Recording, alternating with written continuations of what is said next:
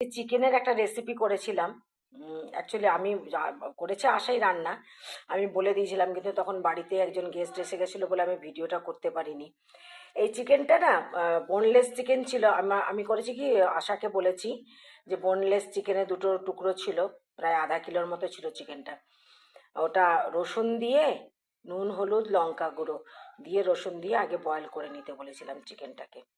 তারপরে বয়েল হয়ে যাবার পরে চিকেনটাকে পুরো খুলে খুলে খুলে খুলে নিতে বলেছি। নিয়ে ওই রসুনগুলো কিন্তু ফেলতে মানা করেছি আমি।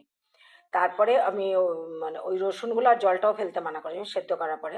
তারপরে আবার যেমন মাংসের মশলা দেয়, রসুন পেঁয়াজ আদা নুন হলুদ একটু জিরে বাটা দিয়ে ভালো করে কষিয়ে, টমেটো দিয়ে ভালো করে কষিয়ে ওই চিকেন সেদ্ধটা যেটা আমি ঝুড়ো করে রেখেছি সেটা মিশিয়ে দিতে বলেছি, এবং ওই চিকেনের জল এবং ওই আগের রসুনটাও দিয়ে দিতে বলেছি।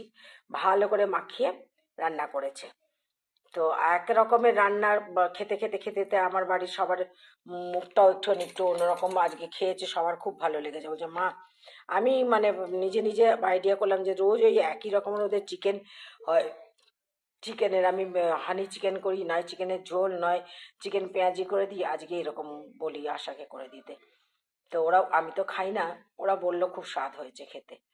তো কী কী দিয়েছি, আগে চিকেনটাকে সেদ্ধ করেছি, বোনলেস চিকেনটা, বা এমনি হাড্ডিওয়ালাও চিকেন আপনারা নিতে পারেন, সেখান থেকে চিকেনগুলোকে খুলে নেবেন।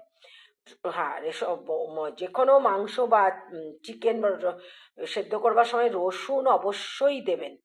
তার সাথে যদি একটু আপনারা দারচিনি খান, একটু দারচিনি দিয়ে দেবেন। রসুনটা অবশ্যই দেবেন সেদ্ধ করবার সময়, তাতে আঁশটে গন্ধটা চলে যায়। তারপরে সব মাংসটাকে খুলে নিয়েছি, নিয়ে তারপরে ওই যেমন মাংসের মশলা দেয়, তেলে জিরে ফোড়ন দিয়ে পেঁয়াজ রসুন আদা টমেটো জিরে জিরে বাটা আদা বাটা দিয়ে ভালো করে কষিয়ে, তারপরে চিকেনটা দিয়ে ভালো করে কষিয়ে কষিয়ে কষিয়ে কষিয়ে তারপরে সেদ্ধ জলটা দিয়ে দিয়েছে, মাখা মাখা মাখা মাখা করে নামিয়েছে। দেখুন, ওরা খেয়ে বললো খুব ভালো হয়েছে দুপুরে। তো সরি আমি ভিডিওটা দিতে পারিনি, তবু আপনাদেরকে রেসিপিটা আমি বলে দিলাম।